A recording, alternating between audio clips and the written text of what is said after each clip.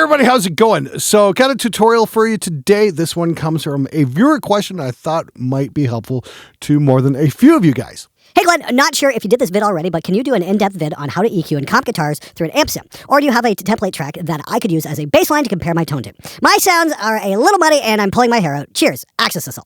The easy thing is, dialing in an amp sim or EQing an amp sim is pretty much the exact same as how you would treat a normal amp. It's pretty much the same process. So what we're going to do is we're going to pull up the track I did with Rudy Ayoub a few weeks back, and where we did that 4 amp sim shootout that the Waves PRS Archon wound up winning. And by the way, it's on sale this week for $49. So if you're interested in getting it, grab it now. And the first thing you want to deal with any amp sim is make sure you have the right cabinet impulse selected. In this case, I'm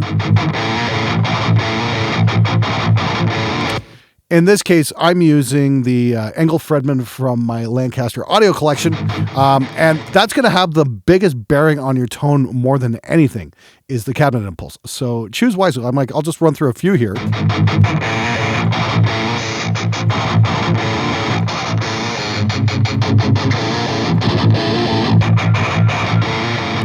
And I love the Engel Fredman pair. It's one of my favorites from my collection. Now, the great thing about the Archon is it's got a booster built in. Works just like an overdrive. You can dial in the level, gain, all that kind of crap. That's great.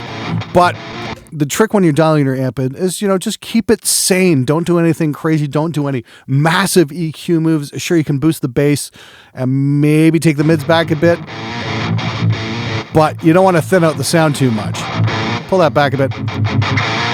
Again, a little bit of bite's okay. Don't tear your ears off. Just be gentle. So as long as you're using a cool impulse response and not going bananas with your EQ settings on your amp, you should be in pretty good shape. The volume here is more of a gain control. That's another thing to keep in mind. You don't want to overdo it with the gain because you're just going to make things hashy and muddy. All right, so we've got 4 rhythm tracks here. I've got these panned out full left, full right, and then 78% left. Okay, we'll make it 78% right if I can get it there. So everything's balanced nicely. Now, if you look at this track here, what I've got is something called Guitar Bus. And what that is all 4 of these tracks run into this track here. And this becomes my master fader control for all the rhythm guitars. Now, I used to spend hours and hours and hours EQing each track individually, tweaking them out, and it's just like, you know what? Fuck that. It's just so much easier to do it this way. Dump all your rhythm guitars onto one bus track and away you go. That way you can treat them all as a group. It'll just speed life up. And I've got my 2 main effects going on right here, the C4 and the SSL EQ. The C4... move over here, is basically, this is a multi-band compressor for guitars. Andy Sneap came up with this technique years ago, and basically everybody in modern metal just copied Andy Sneap. So thanks, Andy. You rock, dude. Lucky bastards touring on Judas Priest right now. Anyway, if you hear that, that's kind of the mud region on the guitars, and what this is doing is stepping down on the palm mutes. You see the graph move here on the palm mutes. If you're wondering how to set up a multiband, this is a good place to start. Set your low to about 70 hertz. That's just, the region of the mud zone. And then, 70 to 300, somewhere right around there. Just dial it in.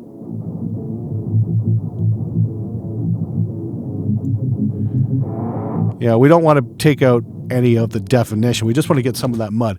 And this is your threshold. You don't want to take it all out. You just want to step down on the palm mutes.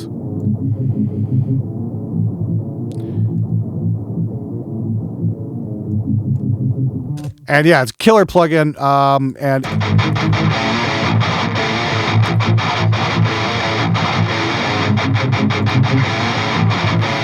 you punch it in a note.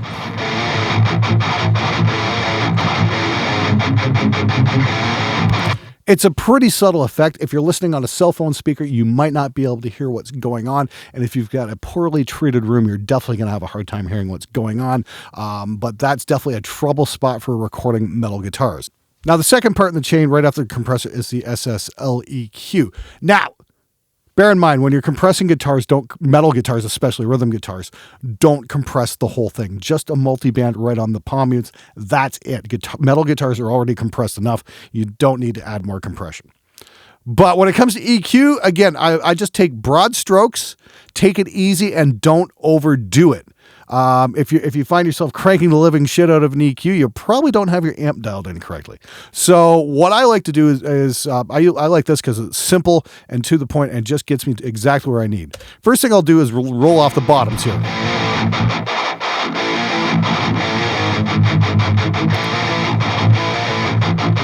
Somewhere like right in the 90 hertz region, 80 to 90 hertz. I want to leave some room for the kick drum and the bass guitar.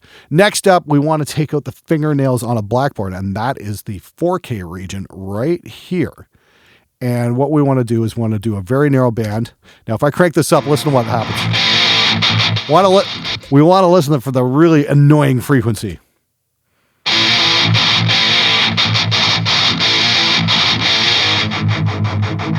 And just take that out and add a bit more top end and right around 10K, 9 to 10K. You can get away with a pretty big boost here, but don't overdo it. And let's take a listen. Leads next.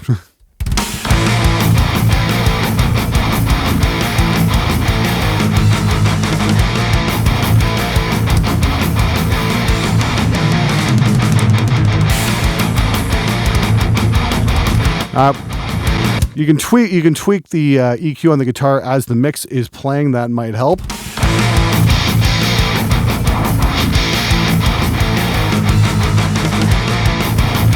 And last but not least, maybe a bit of mid-range right in the 1 to 2K region. That's kind of where the guitar tone lives. You want to use it very sparingly, maybe a little boost, a nice wide boost. Remember, wide boost, narrow cut. And you just want to maybe boost it up just a touch. Be careful because if you go too hard in this region, you can make the guitars quacky, and nobody wants that.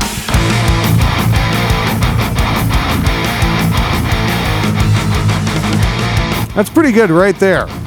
Take it out.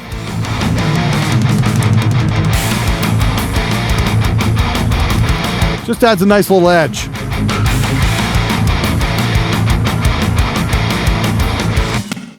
Guitars, I'm kind of doing the same thing. Lead guitar, excuse me. I'm kind of doing the same thing, except I've got a different cabinet going on here. I've got my Eagle as landed cab. You guys know that sound very well from the theme song from the show. It's just a single 57 on the cap edge, classic position. And let's see what's going on here.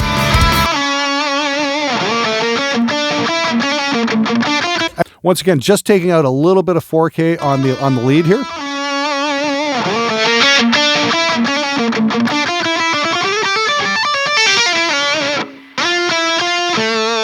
The other thing is, notice I've got a massive roll-off going on here. I'm rolled off all the way to 200 hertz. Listen to what happens here.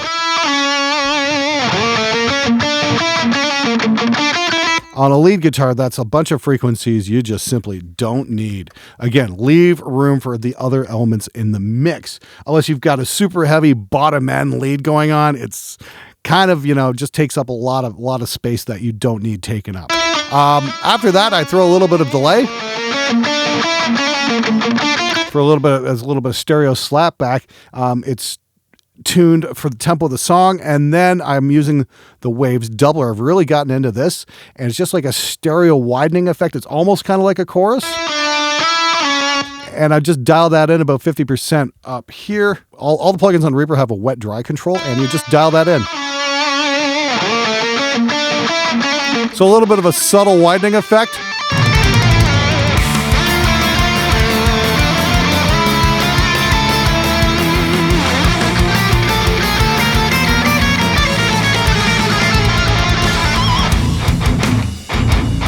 Now, if you look here, this is actually the volume control for what's going on with the rhythm guitars. And I'm actually dropping those by about 2 dBs during the solo, just to give the solo a little bit more space. If you take a listen here real quick. Just get a little bit quieter there. And again, stole that idea from Andy Sneap. Andy was definitely a true trailblazer when it came to modern metal production in digital. The other thing I got to mention here, and if you're not doing this, please get started, and that is grab yourself a bus compressor. This goes on your master bus here. And basically, this is going to help glue your mix together. I'm sure you guys have heard that phrase quite a bit. Mix glue, mix glue. Basically, here's your magic settings here.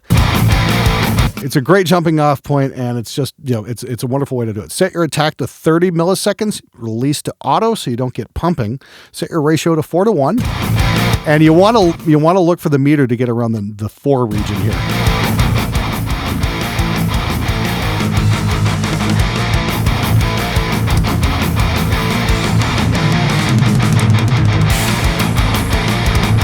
And this will kind of step on your mix a little bit and help, kind of make everything into a cohesive whole. When I started adding bus compression to my mixes, that's when they started getting interesting. So if you don't have a bus compressor, I'd highly recommend checking it out. So in case I didn't mention it, the Waves PRS Archon is on sale for $49 for this week, and all of the Lancaster impulse responses, including my pack and all the other producer packs, and the entire Lancaster catalog, I have a 25% off sale this week. So if you want to get your hands on the Lancaster IRs, do it now. There's going to be a discount code in the link below. Follow that, get your hands on it, start dialing in some awesome tones. Anyway, thank you so much for watching, and I'll see you guys on Friday for viewers' comments. Anyway, leave some comments, questions, and if you've got requests for tutorials, as always, leave them below, and I will try and get to them. Thanks again for watching. I'll see you guys next time. Hey guys, if you like the video, be sure to subscribe as I post every Wednesday, Friday, and Sunday. If you want to learn more about recording, check out one of my tutorials or one of my gear reviews if you want the actual honest truth about a piece of equipment. Till next time, stay metal, my friends.